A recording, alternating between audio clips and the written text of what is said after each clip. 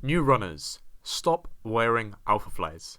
Something I have been noticing more and more recently is new runners wearing a £300 pair of super shoes for an easy run, most often the Nike Alphaflys. If you don't know, Alphaflys are a series of shoes that Nike has produced over the last couple years, and they're kind of like their flagship marathon running shoe, excellent for those race days and really quick speed workouts. You've probably seen them on the feet of most elite marathon runners, yet although the shoes may be excellent for those trying to go faster, I personally think that they're one of the worst running shoes a beginner could buy.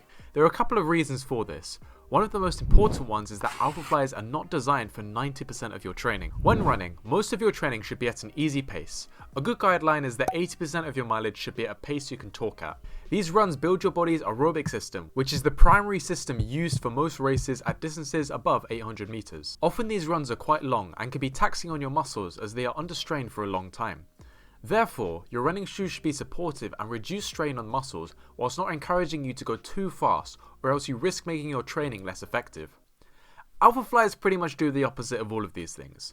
They have incredible energy return and bounce, which makes it very easy to run at a pace you cannot sustain for a long time, and certainly not over a week or two of training without risking injury.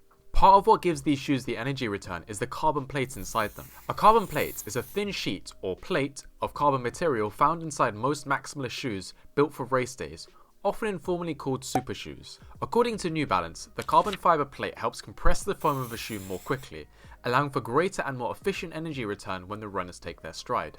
This, coupled with a more energy efficient and responsive foam, makes super shoes excellent for those trying to go as fast as possible, but it also places a great amount of strain on your legs. As a result, carbon plated shoes should not be used regularly, as subjecting your legs to the amount of strain daily will very likely lead to injury. Most people's legs simply cannot handle the strain long term, especially if you're new to the sport and your legs aren't very well conditioned. The energy return is also unnecessary because most of your run should be at an easy effort at a slow and steady pace. You shouldn't be focusing on speed. Furthermore, even if you remain uninjured from this energy return, you will still feel less well recovered for the same reason. Quite simply, if your body is put under more strain, then it will take more time to recover.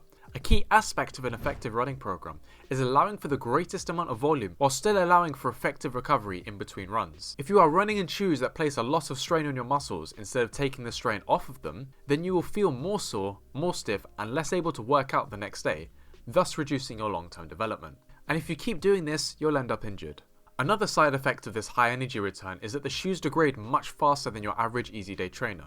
An average easy day shoe can last you up to 500 miles, and sometimes even more before needing a replacement. Most super shoes degrade after even 100 miles of use. They are at their best for maybe a couple of marathons, and then they begin to lose their energy return fast. This means you will be replacing them often, and apart from the inconvenience, they are 2 to 3 times the price of a good quality easy day shoe. By the way, if you want more information about the types of trainers and which one suits you the best, then check out this video I made on running shoes in the description. Moving on, let's think about the reason most beginners buy Alphaflys in the first place. I think it has to do with two main things: Nike's clever marketing and the thought that if I run in these shoes, then I will be faster. We all know that you shouldn't buy shoes because they're marketed well, but it would seem logical that you should buy the shoes that will make you run the fastest.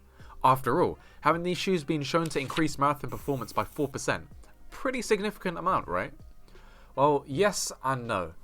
The thing is, a 4% increase in marathon performance is a huge amount for elite or an advanced runner, because reducing your time from say a 14-minute 5k to a 13-minute 45k is much harder than reducing a 28-minute 5k to a 27:45 5k.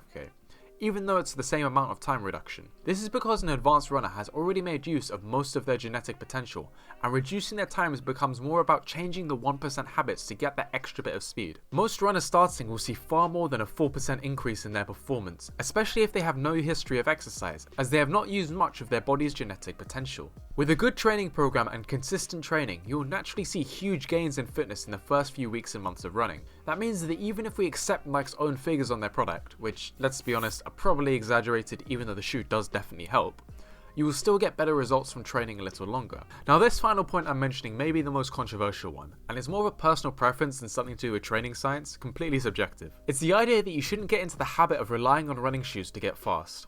If I think about my own experiences, I don't plan to buy a pair of super shoes unless I'm a professional runner or close to being one, because that's when my races would actually have an impact on my career, not just my mood and my personal goals at that moment. If I got a super shoe like the Alphaflys, one of three things would happen. Either I get somewhat faster, significantly faster, or a neutral or negative impact on my speed. If I don't get faster, then why did I spend all of this money? Like, what's the point? If I got somewhat faster, then I could still achieve the same results with a good speed shoe at half the price. And if I got much faster, then I feel like my PBs would all be plastic, because the only reason I achieved them is because I bought some super shoes which spiked my performance. It doesn't feel as satisfying as I haven't put any training into achieving these times, I've just paid for better equipment. If the shoes did what they said they would, then I would still not be happy at this stage in my performance.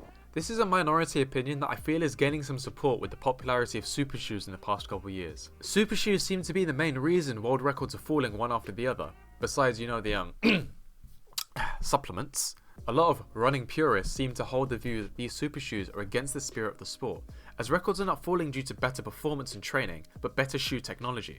I don't really consider myself to be a running purist, but I do kind of agree with this point. Let me know what you think about this specifically in the comments, because it's something I feel quite strongly about, and I guess a bit of a controversial opinion. Now, I think it's fair that after giving all the reasons why people shouldn't use Alpha Flyers, I give my opinion as to who should use them. Alpha Flyers are expensive and have low durability, but in return you get a huge amount of energy efficiency and can run as fast as possible for a couple of races. Therefore, an advanced runner well into their training may benefit from using Alpha Flyers or any other super shoe for that matter, if they are looking to maximize their performance in a target race. These shoes can also be used well for a couple of hard workouts near the race, such as a fast long interval session or a long threshold run. It's probably recommended you do these so you break the shoes in and get used to them before the race. Look, don't get me wrong, I'm not trying to tell new runners what you can and can't do and say that no, you're not allowed to buy Alpha Flyers, I forbid it. I just think that many people splash out on these fancy pairs of running shoes without understanding their purpose and without realizing that it's probably not the best thing for them. Nike is very good at marketing their running shoes, and I want to make sure that people know what they're buying and know what the alternatives are before splashing out on a 300 pair pound of Alpha Flyers. This is always going to be awkward. Just wanted to give a little update about the channel as well and the state of how things are going to be going. I'm trying to kind of get into a upload schedule of uploading once a week every Friday, because I know I've been a little bit inconsistent, kind of uploading every 10 or 12 days or something like that. And that's kind of just, I'm still figuring out like my sort of work schedule, and then also with things like uni starting up and starting a new job as well, it's kind of like balancing things like that. But yeah, hopefully the next video will be out on Friday. I don't know what it is yet, but we'll figure it out. But thank you very much for the support I've also had in the past 2 videos as well. Like it's got a lot more positive feedback than I ever expected, especially sort of just coming back after like 8 months of not uploading. So thank you very much for all the comments and all the feedback. And yeah, look forward to seeing you guys in another video.